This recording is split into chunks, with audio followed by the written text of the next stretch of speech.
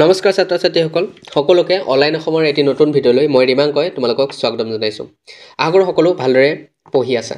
এই ভিডিঅ'টোৰ জৰিয়তে আগন্তুক হাইস্কুল শিক্ষান্ত পৰীক্ষাত ইংৰাজী বিষয়টোত আহিব পৰা 10খন অতিকৈ গুৰুত্বপূৰ্ণ ৰচনাৰ নাম তোমালোকে এই ভিডিঅ'টোৰ জৰিয়তে প্ৰদান কৰিছোঁ। গতিকে আশা কৰোঁ সকলোৱে যে ভিডিঅ'টো সম্পূৰ্ণ কৰিছে, কাৰণ ইয়াত যিকেইখন 10খন ৰচনাৰ নাম দিছোঁ তাৰ ভিতৰত এখন বা দুখন কমন পৰাটো 100% চিয়'ৰ।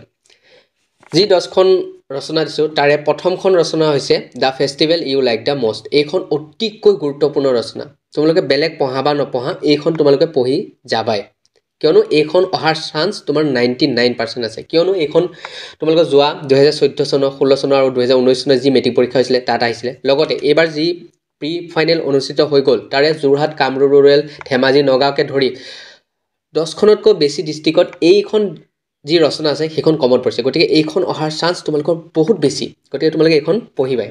তাৰপিছত দ্বিতীয়খন আছে চায়েন্স ইন এভৰিডে লাইফ বা চায়েন্স ইন ডেইলি লাইফ বুলিও আহিব পাৰে। এইখন কেতিয়া আহিছিলে? 2017 চনত আহিছিলে, 2020 চনৰ আৰু 2023 চনৰ মেট্ৰিক পৰীক্ষাত আহিছিলে।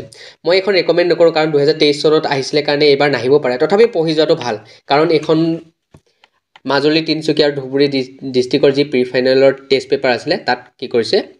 কমন পৰিছে। 3 নম্বৰটো আছে বেনিফিটছ অফ ফিজিকেল এক্সাৰচাইজ।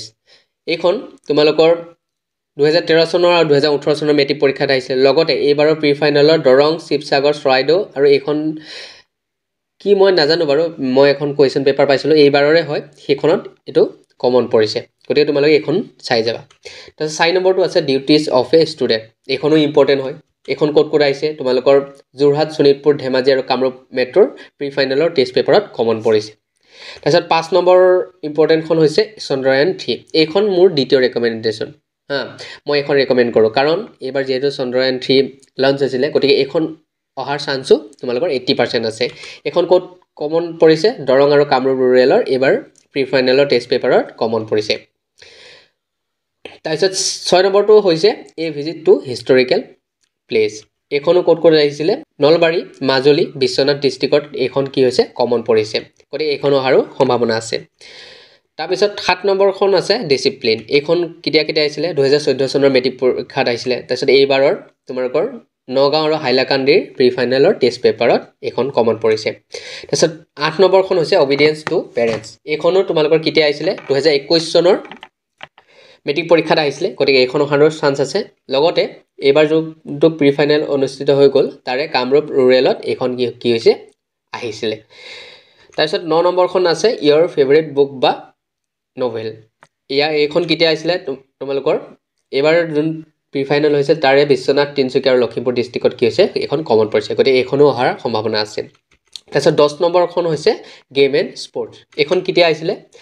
তোমালোকৰ এইবাৰৰ প্ৰি ফাইনেলৰ বঙাইগাঁও, গোলাঘাট আৰু ওদালগুৰিত কি হৈছে? এইখন টেষ্ট পেপাৰত কমন পৰিছে। গতিকে এইকেইখন অতিকৈ গুৰুত্বপূৰ্ণ, এই 10খন হৈছে অতিকৈ গুৰুত্বপূৰ্ণ ৰচনা। মই তোমালোকক 1 আৰু 5খন নম্বৰৰ যোনখন ৰচনা সেইখন ৰেকমেণ্ড কৰোঁ। বাকী তোমালোকৰ চাব পৰা কোনখন তোমালোকে পঢ়ি যোৱা। মই 1 নম্বৰখন পঢ়ি যাবা। মই বেলেগ পঢ়া বা নপঢ়া মই সেইবোৰ ক'বলৈ নাযাওঁ।